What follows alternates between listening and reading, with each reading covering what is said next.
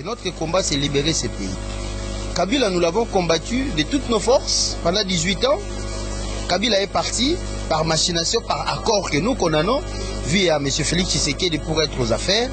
Mais nous ne pourrons jamais accepter que le système Kabila puisse retourner de force ou actionner comme ma restauration au pouvoir à Kabila. Mais nous serons contre ça. Le problème est que, avec cette démarche, Martin Fayulu a appuyé. Il faudrait voir les conséquences politiques. Puisqu'en dehors du droit, il y a la politique. Même si la loi parle de l'organisation des élections après 3 mois, tout ça. Mais nous savons à qui nous avons affaire. À cette machine mortelle, à cette machine diabolique qui est le FCC. On sait qu'une fois aux affaires, c'est fini. Ils vont tout faire pour se pérenniser au pouvoir. Alors que la démarche actuelle, c'est de radier, de fasser l'ancien système qui reste à travers les représentants, les élus fabriqués. Dans les lois, il faut dans la vérité.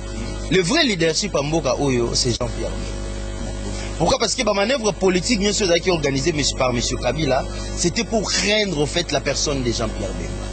Tout ce qui a été organisé, modifier la loi organisée à la CENI, modifier la loi électorale, l'objectif c'était craindre le vrai fils du pays, le vrai leader de ce pays qui est Jean-Pierre Bemba. Il fallait sortir une autre tête pour garder au moins la volonté populaire à travers une représentativité. C'est dans ce contexte qu'a été proposé Martin Fayulu.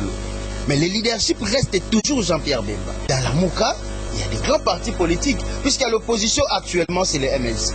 Bien sûr, nous sommes dans la Mouka, mais la position des leaders n'engage pas tout la Mouka, à moins qu'il le fasse dans les cadres officiels de la Mouka.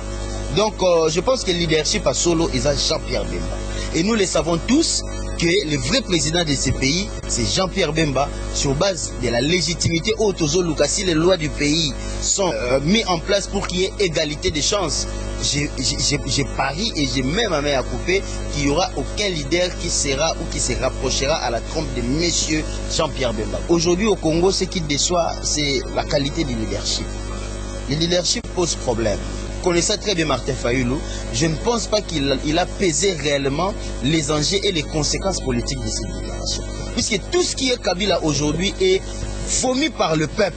Tout ce qui touche à Kabila, le peuple congolais n'en veut plus et n'en voudra plus jamais. Alors voir une démarche pour restaurer Kabila, c'est criminel.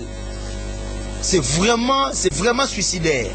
Kabila n'est plus président, il reste maintenant à évacuer le système, alors il n'est pas question de voir le système Kabila se renforcer. Et par qui? Par Martin Fayulu. Mais c'est le jour et la nuit. Voilà, merci beaucoup, Maître Fabrice Pelende. En tout cas, nous sommes à la fin de cette